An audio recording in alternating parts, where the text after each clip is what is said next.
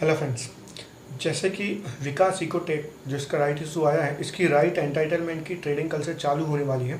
तो हम देखेंगे कि शेयर धारक के पास क्या क्या ऑप्शंस हैं और साथ ही में देखेंगे कि एक फेयर वैल्यू क्या निकल के आ सकती है। तो अगर हम बीएससी पर देखें तो स्टॉक ने ₹2.35 की क्लोजिंग दी है, यानी कि करंट मार्केट प्राइस ₹2.35 है। और जैसे कि हम जानते हैं कि ₹1.35 राइट इशू का प्राइस रखा गया है, तो अगर हम इसमें से ₹1.35 घटा देते हैं तो लगभग ₹1 का जो है हमारे पास प्राइस आता है। तो ये जो ₹1 है ये एक फेयर वैल्यू निकल के आ रही है। तो जब राइट एंटाइटलमेंट की ट्रेडिंग शुरू होगी तो हो सकता है, जो मोस्टली पॉसिबल है, कि ₹1 जो है उसका ओपनिंग प्राइस हो। उसके साथ ही अगर हम देखें ओपनिंग प्राइस बढ़ भी सकता है कि किस रेट पे यहाँ पे है, बट अगर देखें तो यहाँ पर जो फेयर वैल्यू, या फिर हम देखें कि अगर उस पर कभी दिखाता है कि प्रीवियस क्लोज, तो वो ₹1 हो सकता है यहाँ। तो हम उसे जज कर सकते हैं कि इसकी फेयर वैल्यू जो है लगभग ₹1 निकाली थी। दूसरा अगर देखें तो यहाँ पर ₹2.20 का प्राइस है इसका एनएससी पर। बीएससी पर ₹2.35 का है और एनएससी पर ₹2.20 का है। तो इसके हिसाब से हम देखें तो लगभग 85 पैसे का यहाँ पर जो है फेयर वैल्यू निकल के आती है। तो हम कह सकते हैं कि 85 पैसे से ₹1 के बीच में जो है ट्रेडिंग स्टार्ट होनी चाहिए फेयर वैल्यू के हिसाब से।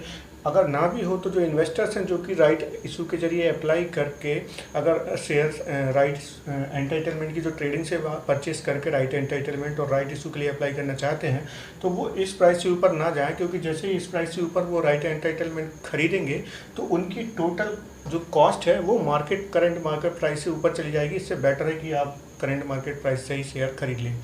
तो ये तो हो गया जो है कि फेयर वैल्यू क्या निकल सकती है। तो हमने देखा कि 85 पैसे से ₹1 के बीच में यहाँ पर जो है कल ट्रेडिंग स्टार्ट हो सकती है राइट एंटाइटलमेंट की। अब आगे देखते हैं कि शेयरधारक जो हैं, जिनके पास राइट एंटाइटलमेंट अलॉट हुए हैं, वो क्या क्या ऑप्शंस हैं। तो अब हम देखते हैं कि टोटल कितने यहाँ पर ऑप्शंस शेयर धारकों के पास अवेलेबल हैं जिनको आरईज यहाँ पर अलॉट हुए हैं। तो चलिए, पहला ऑप्शन जो उनके पास रहता है वो होता है कि वो पूरी तरह से जो राइट एंटाइटलमेंट उनको मिले हैं उन्हें इग्नोर कर सकते हैं, यानी कि कोई ध्यान ही ना दें। तो होगा क्या, राइट इशू जब क्लोज होगा वो राइट एंटाइटलमेंट लैप्स हो जाएंगे। हालांकि उन्हें कोई मॉनेटरी नुकसान नहीं होगा क्योंकि वो उन्हें अलॉट हुए थे। तो यहाँ पर अगर चाहें तो कुछ शेयर होल्डर उसे पूरी तरह से इग्नोर कर सकते हैं और बहुत से लोग कर देते हैं। दूसरा ऑप्शन आपके पास आता है कि अप्लाई फॉर आरईज, यानी कि जो राइट एंटाइटलमेंट आपको अलॉट हुए हैं उसके आधार पर आप जो है अपने राइट शेयर्स के लिए अप्लाई कर दें। तो आप जब आप राइट शेयर्स के लिए अप्लाई करेंगे तो आपको ₹1.35 पर शेयर के हिसाब से पेमेंट करनी होगी। तो ये दूसरा ऑप्शन होता है। अगर आप एवरेज करना चाहते हैं, ऊपर के प्राइस पे है आपके शेयर, तो डेफिनेटली जो ऐसे शेयर धारक हैं वो अपने आरईज को एक्सरसाइज करेंगे, यानी कि वो आरईज के लिए अप्लाई करेंगे राइट शेयर्स के लिए और अपनी एवरेज को कम कर सकते हैं। ये एक फ़ायदा होता है राइट एंटाइटलमेंट जब आपको अलॉट होते हैं, क्योंकि ₹1.35 यानी कि करंट मार्केट प्राइस से भी नीचे का भाव पे आपको एवरेजिंग करने मिल रही है। तो जो दूसरा ऑप्शन है कि आप अपने अप्लाई कर दें, जो भी राइट एंटाइटलमेंट आपको अलॉट हुए हैं उनके आधार पर राइट शेयर्स अप्लाई कर दें। तीसरा ऑप्शन होता है अप्लाई आरईज एंड सेल एग्जिस्टिंग्स, यानी कि आप राइट एंटाइटलमेंट्स जो अलॉट हुए हैं उनके आधार पर राइट शेयर्स अप्लाई कर दें और आपकी जो एग्जिस्टिंग शेयर होल्डिंग है उसको आप सेल कर सकते हैं। ये ऑप्शन भी रहता है ओपन।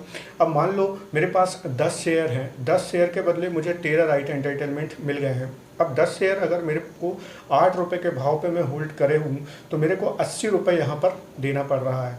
अब मैं देखूँगा ₹80 की मेरी टोटल कॉस्ट है वहाँ पर। हालांकि मुझे अभी घाटा हो रहा है क्योंकि स्टॉक ₹2.35 पे चल रहा है। पर अगर मैं यहाँ पर बेच देता हूँ अपने 10 शेयर्स भी, तो मुझे लगभग ₹23.50 मिलेगा।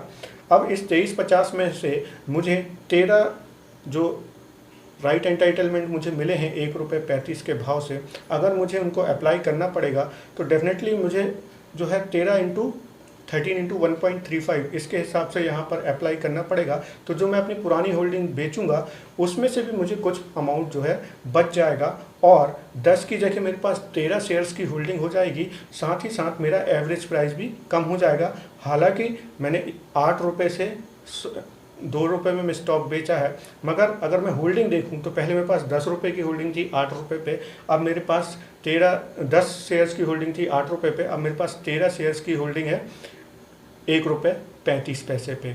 तो यहाँ पर ये डिफरेंस आ जाएगा, क्योंकि अगर मैं ₹8 की होप लगाए हुए हूँ और मुझे पता है कि ₹8 जाएगा और मेरी इच्छा है कि मैं 10 शेयर या इसके आसपास के ही शेयर होल्ड करके रखूँगा, तो बेटर है कि मैं 13 शेयर 135 पे होल्ड ₹1.35 पे होल्ड करके रखूँ, और अगर ये ₹8 जाता है तो मुझे प्रॉफिट तो होगा ही।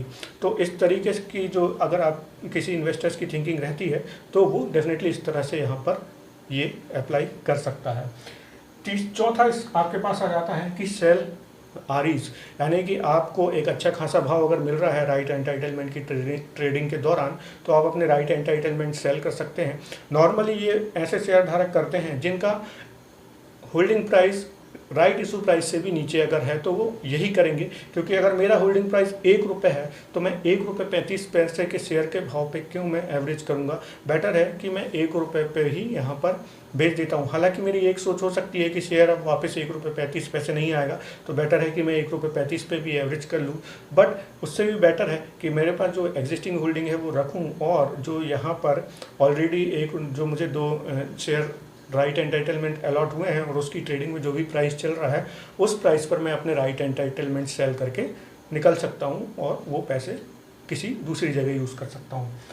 लास्ट 5वां ऑप्शन आता है सेल आरईज, यानी कि जो आपको राइट एंटाइटलमेंट मिले हैं आप वो भी सेल कर दें, और सेल एग्जिस्टिंग शेयर होल्डर। तो कुछ शेयरधारक हो सकते हैं जो इससे निकलना चाहते हैं, ₹2 या इसी पैसे के आसपास उनकी होल्डिंग हो, और यहाँ पर राइट एंटाइटलमेंट की जो ट्रेडिंग स्टार्ट होगी उसमें भी अगर ट्रेडिंग जब होती है, ट्रेडर्स इस प्राइस को कभी कभी बहुत ऊपर ले जाते हैं राइट एंटाइटलमेंट की प्राइस को, तो वहाँ एक अच्छा प्राइस मिला, वो दोनों ही बेच के एग्जिस्टिंग शेयर होल्डिंग है वो भी बेच के निकल सकते हैं, और अपने राइट एंटाइटलमेंट्स है वो भी बेच के निकल सकते हैं। ये भी ऑप्शन होता है एक अवेलेबल शेयरधारकों के पास।